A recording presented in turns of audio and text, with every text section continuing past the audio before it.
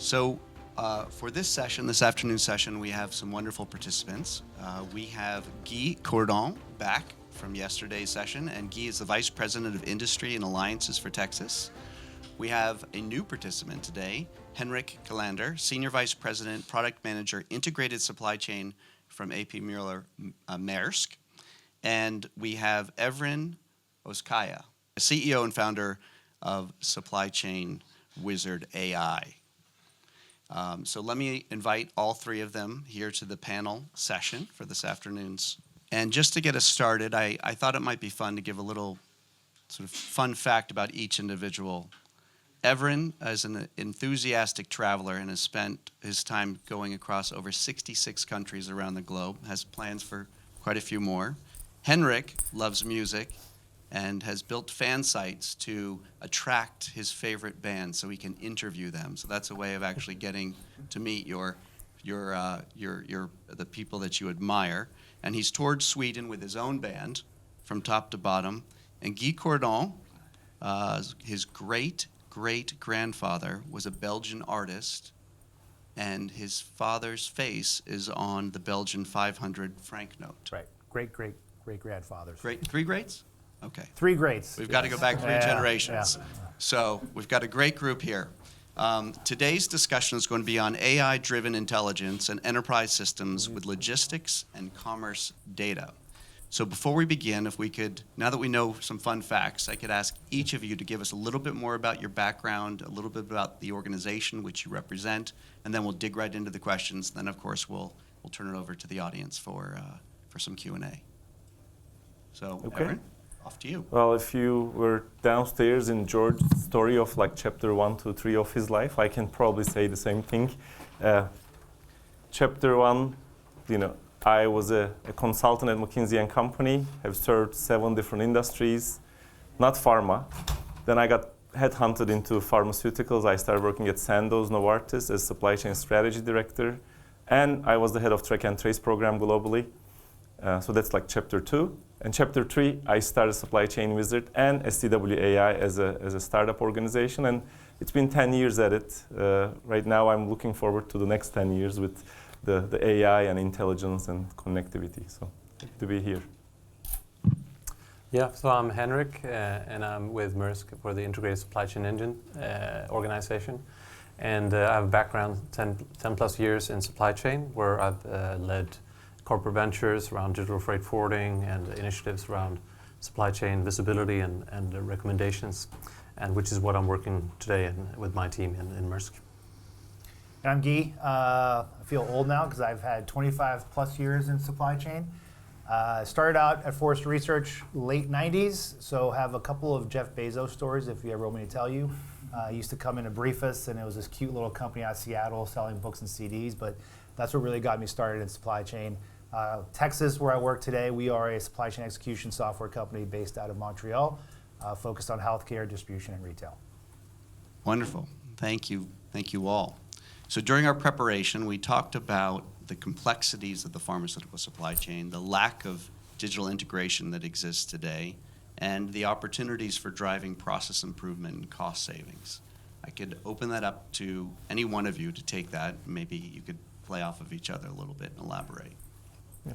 Maybe I can, tell you a little bit of story of how I came to pharma and what I found.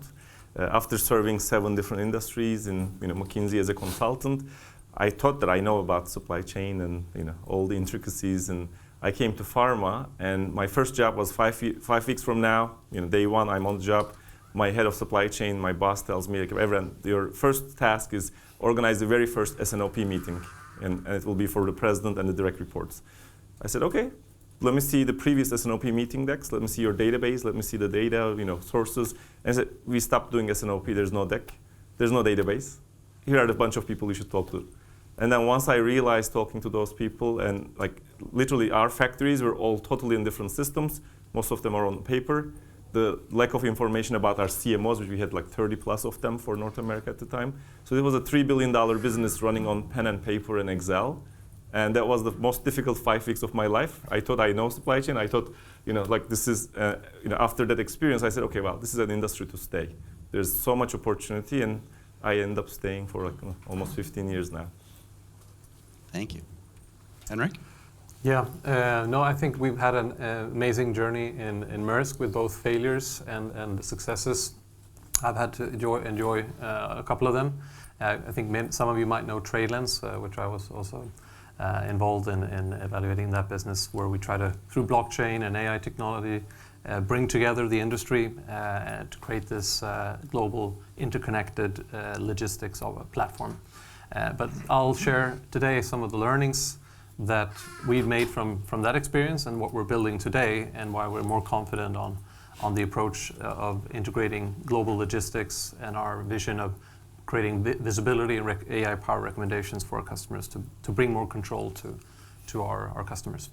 Yeah, I think one of the things we need to think about when it comes to pharmacy is really sort of a bigger issue around healthcare and the exchange of information and the mentality of healthcare when it comes to supply chain. I think until recently, most healthcare associations, pharmacies that we've talked to, supply chain is sort of a back office function, right? It's, oh, well, we need it, but it's those guys in overalls will do it. And we're focused on the patient, which is great. Like, yes, focus on the patient. And I think we're starting to see this change where all of a sudden the supply chain is being recognized as this is instrumental to serving the patient.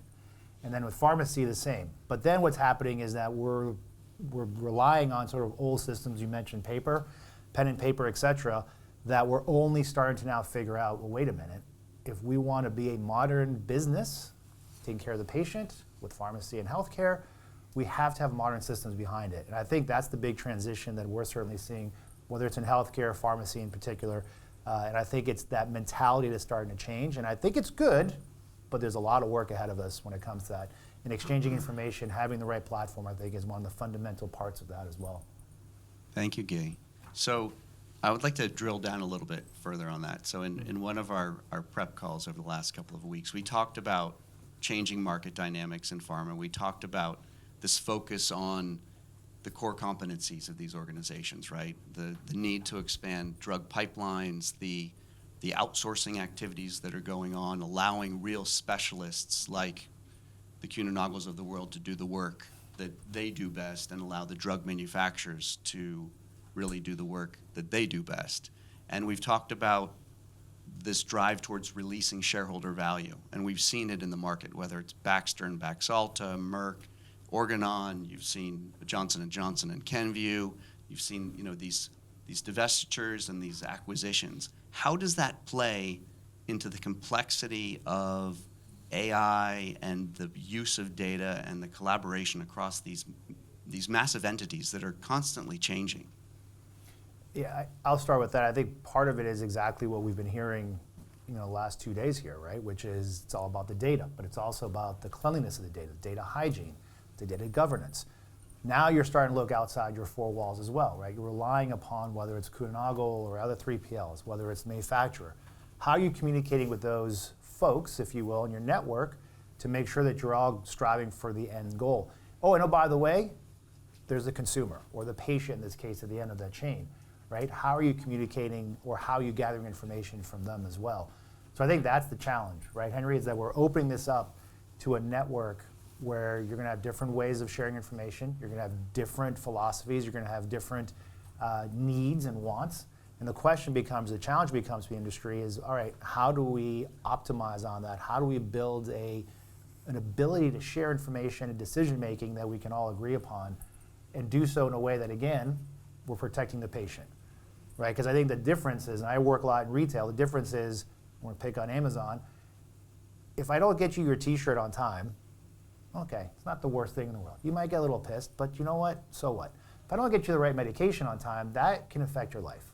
Or if I get you the wrong medication, that can affect your life, right? So that's why I think this is much more of a challenge, is because if that information is wrong, or if I don't have the right information at the right time, it can affect your life. That t-shirt, okay. So maybe I can add the manufacturing side of the story a little bit. During the prep talk, I think you mentioned it, right? J&J, you heard in one of the discussions we had, they have 56 different types of ERP systems in J&J. I actually said, oh, wait a second. 13, 14 years ago, one of my mentors from McKinsey took a really senior job at J&J. When I was talking to him, he told me they had 77 different instances. They are making progress, going from 77 to 56. So probably divesting can be along the way. But one of the largest companies in manufacturing, they have all these different ERP systems, which is the main system, how you run supply chain, right? Imagine when you go to the shop floor, how many different legacy systems that you have, how many different sites you have. So the problem is with we're trying to tie everything back to AI. We need to have that foundation first of data and data quality. And when you have all these fragmented systems, it's a very difficult thing to achieve. And it's very expensive. If it would be like super easy to unify to SAP for HANA, S4HANA in one instance of ERP, they would have done it by now, right? They're still going through that massive process. And it's a real challenge to address. It's not an easy thing. So we can talk all we want about AI, but we cannot talk about generalized AI at the company level until we start addressing those layers of data and systems. Exactly. Now, I think very well spoken there, and I want to touch on what you mentioned about the end consumer, the end patient, and also maybe help Amazon here a bit in jobs. I think something that really inspired me what he says is that he was asked, well, what will change in the next 10 years for you? And he basically answered, well, it's easier to answer what will not change, right? What we will still need to deliver goods faster. Customers will have lower price, etc. So I think, although we have to build these fundamental capabilities in the stack, being focused on those things that won't change can help us navigate an evolving market situation. Thank you, Henrik. So maybe one other comment, like we are talking about the pessimist scenarios, all these fragmentation issues, but what is the optimist scenario of like how can we actually make AI work? One big mistake that I see, especially with like large technology firms and the large manufacturing companies in pharma coming together, and they had this great idea to build a data lake. They create this $100 million worth of project. Let's create a data lake. Let's put all of our data from all these systems in. And then 5 years later, somebody in the Power BI department will build some dashboard for us. And it will, like that doesn't work. Like if you're thinking about like a big data lake project, that won't work. But what you can do to make AI work is pick a very specific use case. Come from the business aspect first. Identify your objectives. Make the decisions on like what you need to change in the business, what visualizations you need, coming backwards, then which data would feed those dashboards and decision-making processes, and only collect those data points and those systems. Then you have a layer that can add up all the way to an AI and automation and intelligence, which is a very small slice of the overall supply chain, rather than trying to, what we used to call in McKinsey, boil the ocean, like try to do everything all at once. It's a very different approach to do it very use case driven and value driven, and then AI can be starting to put some value into the business. Could we dig into that a bit more? When we talk about the supply chain, of course, everything's interconnected. So where would you start? Or is it dependent upon the organization? What have you seen in your own experiences? I mean, I can tell you from our experience, like, maybe I can tie it to track and trace. Like when we were in the early days of track and trace, we were implementing these packaging line upgrades, and one, client basically, after putting 3-4 machines on the packaging line, their entire efficiency started going down. Like we actually measured it before and after, it was about 30% loss in throughput in one packaging line. And the client was obviously concerned. They didn't want to roll this out to 12 different lines, and the whole factory will go down by 30%. So we start measuring. How do you measure the efficiency on the line? Well, we have these sheets at the end of the shift we fill out by, with pen and paper. And that was like, okay, a clear specific use case that we then dig deeper and said, okay, how do we collect the right data, put some sensors, put some user interface, operators are interacting. Then we start building a small database on why the line stops, why it doesn't stop, how productive it is, and then start getting insights, and then which led to an insightful conversation and decision making on how to improve the performance of the line and bring that 30% loss back to zero and possibly in the positive. So that was one slice that I'm talking about. And the framework that we used for this with the client, the change story we used for this was 3D transformation, data, dashboard, decision. You need to collect the data on a specific use case, turn it into right dashboard, understand the insights, and then make the right decisions, improve the business, get the results, then feed it back again, and then you keep fueling that, and then build the use case from there. But you need to pick one area to improve, and data can be the key in that area. So that's one example from manufacturing. I'm sure there's more in logistics and retail side of the things as well. No, for sure. I think in our view of the world, our cold chain business is, of course, something where we really value the business and trust that our pharma and cold chain customers give us. So we have these hypercare control towers for large pharmaceutical companies where let's start with the basics, like ensure product quality and safety, and we do that through the condition monitoring and generating alerts at a timely way, but also adding control. So it's this future where we are assisting our teams, our customer experience staff, to take action on behalf of our customers to mitigate, for example, a deviation in the temperature or in the humidity or condition that could compromise the product. And we're doing more advanced of that in some of the cold chain examples, like bananas actually triggering ripening throughout the process based on AI. So these are some of the use cases, customer backwards, that we are exploring, among others, which we'll talk more about. Yeah, we always talk to our customers when you think about AI, right? And I think you mentioned it's narrow AI, right? It's really being able to focus on what data set can you leverage AI for. So for example, if you think about the warehouse, right, one of the things that we can look at are things like route planning in the warehouse. So how do you pick in the warehouse? That's a narrow focus. Why? Because I have a finite set of data. I know historically how my pickers go pick. Can I leverage that and start applying some intelligence to that data to figure out other better route optimizations within the warehouse?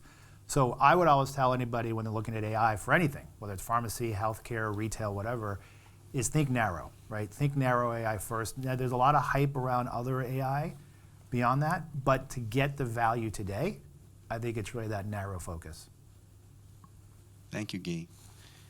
One of the topics we thought we wanted to cover today was AI and its role in improving workflow, operational efficiencies.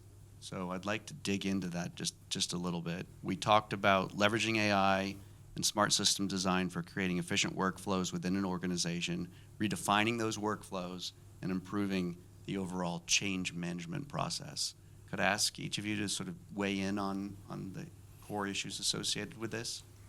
Well, yeah, I can give it a go here.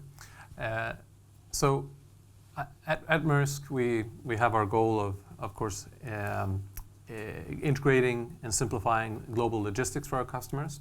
But we also had our fair amount of failures in one-to-one migrations or feature parity when migrating old systems to new systems and benefiting from AI and data and platforms.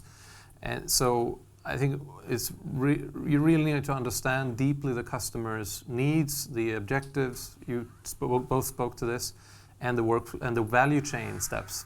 And to use this, perhaps silly, but I found it very good analogy to dumb it down for me. It's like pre-washed salad. If you were the job, what's the job to be done to get that done? Well, I want to serve a healthy salad with my dinner, and the way. And then you understand the value chain steps that go into that, whether it's selecting different salads, it's cutting it, washing it, drying it, plating it, and so on. And that, I know it's a silly example, but that's like taking multiple value chain steps, which is the promise of AI. And that's something we're applying, deeply understand the workflows, the slice that we mentioned, and understanding the job to be done and the success criteria for that. And applying that to doing an import customs clearance and how we automatically label commodity codes and speed up the import process, or how we proactively or predictively identify demurrage and detention issues to help resolve and close loop action on moving out goods that are incurring costs that might land in your margins, so to speak, a landed cost. So slices, but also with a view to the larger job to be done, and the components of that value chain is key. Yeah, I mean, I mentioned it in the last question, right? It's narrow, the narrow focus. So building to your point too, Henrik, like when you think about the warehouse or logistics, like DHL does things where they're leveraging AI for last mile routing. Why? Because they have a finite amount of data. They know that like here in Barcelona, the streets are pretty much the same. Like, yeah, there's gonna be things that change, but overall you can start optimizing based on the data you have and with the end goal in mind. So I think but the question becomes, back to your point, Henry, is now the change management side, right? And one of the things that we've discovered too is if you think about, let's take your warehouse again, and I start telling you how to re-optimize your pick route, or even in transportation, I tell you how to re-optimize your last mile. Well, your drivers might know things that the AI doesn't know. Your driver knows that, hey, on Tuesday, I can park in this spot because school's not in session, so no one's gonna be there. But on Wednesday, the kids get out at that time, so I can't park at that spot. But the AI engine might say, well, no, you gotta optimize the route this way. So part of it too, I think from the change management is, at the end of the day, this is just a tool. And the tool is only as good as the people that use it, and the people need to buy into using it before you really get the value out of it. So I think that's part of the change management when you start using these AI tools on a narrow focus, is also to make sure your labor, the people that are gonna apply it, are gonna apply it properly. And I think that's the big change management aspect that often is overlooked. Yeah.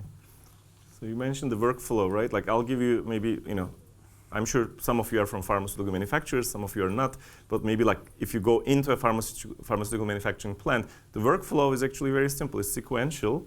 It starts from, let's say, the pills that we swallow, right? They are called oral solid dose, medicines. Start with dispensing. It goes into granulation. Goes from granulated, product goes into compression or encapsulation.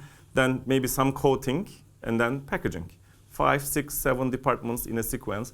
And if you ask a contract manufacturer, what's your lead time, beginning till the end, they quote to their customers a standard 90 days. If you order now, Pfizer orders to a contract manufacturing company, say, whichever, X, and then they say 90 days, and then they deliver in 110 days. So what's going on in that value chain? If you actually really look into every single step takes hours or days. The total value added time in that process is maybe 10, 15 days. Why are we sending stuff out in 110 days? Because there is no system that ties the whole thing together. Everyone looks into their department. Let's say I'm a compression manager. I don't even know what's coming from the granulation. I just focus on the work orders in my shop. And then I do it fine. I do setup, I do run, I do cleanup, and I did enough job and I'm happy and everybody's like, yeah, good job in compression. Look at the whole system. You're delivering in 110 days for a process that could actually be done in 15. So that narrow slice, if you put that slice through end to end, not vertical, because everybody looks vertical, heads down, nobody talks horizontal. If you connect those dots horizontally, you would unlock so much opportunities. And it's not even AI. You just visibility will unlock potential. Then you can bring the AI to make, how can we improve that automatically? So for example, if granulation is not done yet for another 2 days, why am I standing up my labor force in compression waiting for the product? The other waste that is very common is they do the job, granulation, they park the product in front of the doors of the compression, but then somebody forgets that it's over there. They don't process it for 30 days, and then you have a deviation. You need to retest or dump the entire batch, and it's like $1 million lost on maybe product just because there's no visibility, there's no data, there's no connectivity. I mean, so basic things like this in terms of shop floor visibility, and manufacturing is more like a mini supply chain. You extend it to a broader supply chain, like this was in a single company, single manufacturing site's control. Extended to hundreds or thousands of parties trying to work together, the difficulty is exponentially more. But then the challenges could be resolved relatively easily if you focus horizontally and tie those things together, and then add the AI later, to make this even smarter. It's interesting the way you describe that. I think about the visibility being a big part of that, but I also think of people that were here yesterday know that Guy and I both went to Babson for MBAs. We had a professor there named Professor Kasarjan, and he would often say, be careful what you measure because you will drive certain behaviors. So in those examples, I imagine those individuals that were driving those activities to drive efficiencies in that one area were not being measured across the organization itself. Yeah, I mean, if you just measure, in one function, then you get a totally different result. Like Amazon, I actually keep telling people about Amazon. If you ask the Amazon head of warehousing, what's the best way to run Amazon warehousing? He would probably put one gigantic warehouse in Seattle, and that would be the most optimal, cost-efficient way of running Amazon. But today they have multiple warehouses in every state. Why? Because end-to-end supply chain, it's better to deliver products in a few hours to customer. It's better for the system. And then warehousing guy is like, okay, well, I guess I need to manage hundreds of warehouses now and tons of like robotics and people. Your cost of warehousing is significantly more, but your entire value chain delivers significantly more value to the end customer. Right? So it's not about the individual functions and what they do optimally in that function. It's a systems thinking. And the problem in supply chain is that we have a system problem. Nobody's a rogue player, I assume. Everybody wants to do the right thing. But together, they're doing the wrong thing. But if we come together, how do we come together? Horizontal connectivity, like the Mint and TraceLink trying to do that across the supply chain. And within the individual logistics or retail or hospital and manufacturing, they also need to do the same thing internally and digitize it, because tracing will never be able to connect to a piece of paper in a shop floor, right? So that needs to be digital. Well, yeah. So these 30 minutes go by so rapidly, but I also want to open it up to questions from the audience. I see one right here. Awesome. I'll steal one. I'm out in front, so I can ask the first one. So I'm going to use the example of J&J because it put up there. When looking at systems like Mint and these connectivity systems, does it make sense when looking at AI-type applications to maybe look a level down away from the pharmaceutical manufacturer and look at data sets from integrators like the Kuehne+Nagels of the world that might have better cross-functional data that's not siloed when looking at that narrow blend of AI? Or is it, I'm trying to, if you're looking at the complexity of the supply chain, are there people who are better apt to start with these AI-type tools? So I would say this is, and I think we mentioned it earlier, right? Is start with the end in mind. So what are you trying to solve? I'll give you an example. I was at a conference beginning of the year, and I was talking to a colleague of mine who works at Integrator, and someone came up to him and said, I want an AI solution for what? For my warehouse. All right, well, what in your warehouse? Nope, I just want an AI solution to solve my warehouse. It's like, that's just the warehouse, not the, but so I think it's what part of the supply chain are you looking at? Better demand sensing? Are you looking at logistics? Specifically the logistics sense. So if you look at logistics, I would say then focus then on what? Are you looking at your trucks, your routing, or your warehousing? Within that, are you trying to focus on, let's say, your labor or your put away strategy, right? Or your slotting strategy? Because then, as you can see, you sort of boil it down. And then to your point, your question is, well, yeah, maybe if it's my slotting, then maybe I do want to go to a Kuehne+Nagel who might have all my data about what my SKUs look like in my warehouse, and I can apply some AI intelligence to that. Maybe it's my 3PL. Maybe it's DHL who's doing all my last mile routing. I want to work with their data set because they're going to look at that last mile. So it's really how do you boil it down to that narrow focus, and then that tells you which data set probably makes the most sense. It's probably going to be a combination of your data set and someone else's, or maybe even others, but start with that understanding of what am I trying to solve, because that will tell you, I think, then what data set to go after. Exactly. Yeah. Don't do data lakes, please. Just go after specific data that you need for that use case. Don't try to cobble up everything just because you may need it in the future. One of the things we talked about was the promise of AI, and and obviously this, Gartner has their hype cycle. I think each of you felt that there were opportunities for improvement near term with regards to logistics performance. Maybe you could comment on that. Logistics? No, something we're exploring and having some traction with is to be able to understand disruptions that are happening, whether it's a strike, which is very current, or it's a port congestion, or a weather, or a natural disaster, and be able to, using our network, we have this framework of visibility, recommendations, and actions. Visibility, where I try to identify the issues or potential that exist within a customer supply chain. Remember, Maersk is now no longer just a shipping line, it's an end-to-end operator. And that visibility layer, which is a data lake, sorry to say, but we with enough slices in that data lake to then identify what areas could be improved, and then the recommendations or AI layer then helps understand, given our network of assets that we own or our network of operators that work with us, what are the routes that could avoid this port? Are there other sailings? Could we drop it off earlier? Could we slow it down? Could we keep it on the ship and take it on the route back? these are some of the things that we're exploring within logistics that can help realize the power of AI and scenario planning within logistics. Wonderful. Thank you, Henrik. I can give like 3 bite-sized examples, 2 from my company that we're actually using today, which is nothing to do with supply chain, but AI is really adding value, and 1 maybe with the customer situation in the digital factory. Like we started using in our company as a software company, SCW AI, ChatGPT for translations. Like we now can offer in like the next client, we're rolling it out in Korea. We are using basically ChatGPT to translate 95-96% accuracy, and then having the client review the exceptions, and we are done. We are launching our first product in Korea.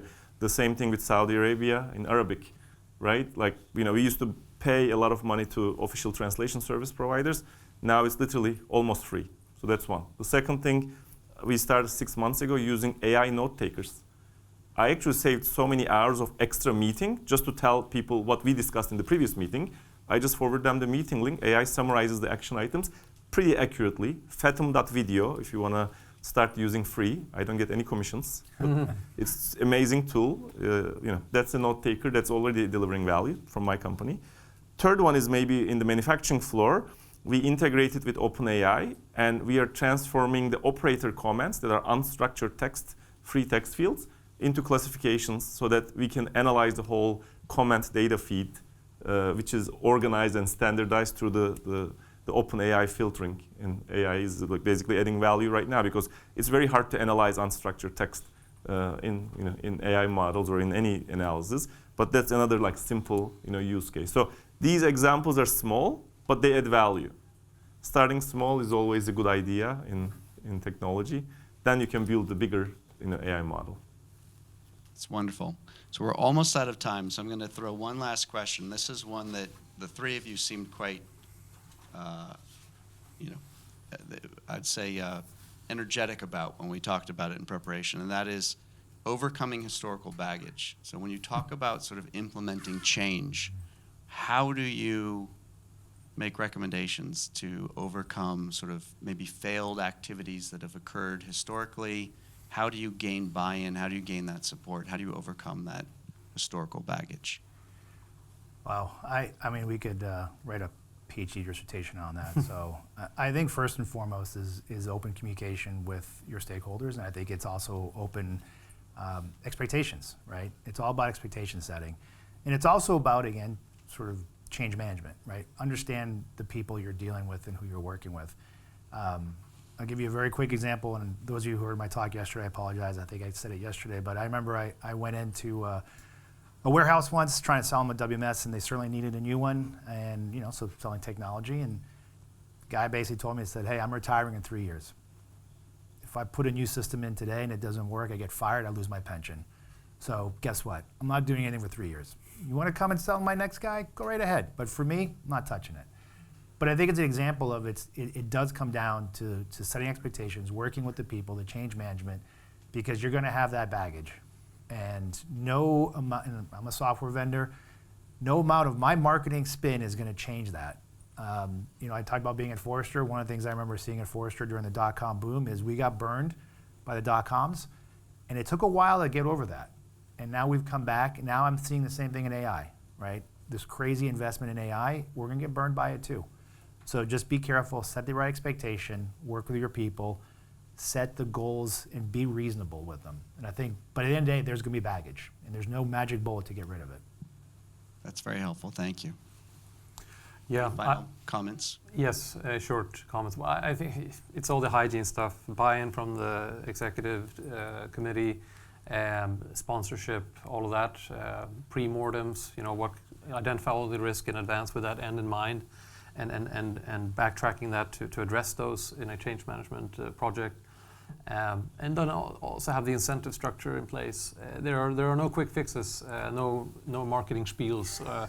Right. You can kind of silver bullet that you can fire, but in a company like ours, 100,000 people, it's a challenge still, right? I'll be honest, but we're working with some of these tools to accomplish that. I'll just say one thing. It's like the very first thing that you said, the senior leadership sponsoring and supporting that and committing to that change. We have examples, same company, same client, 2 different factories. One is wildly successful, fully adapted, fully functioning, scope everything in. The other one failed in the pilot because they gave it to the lowest ranking engineer. No site head involvement, no operationalizing.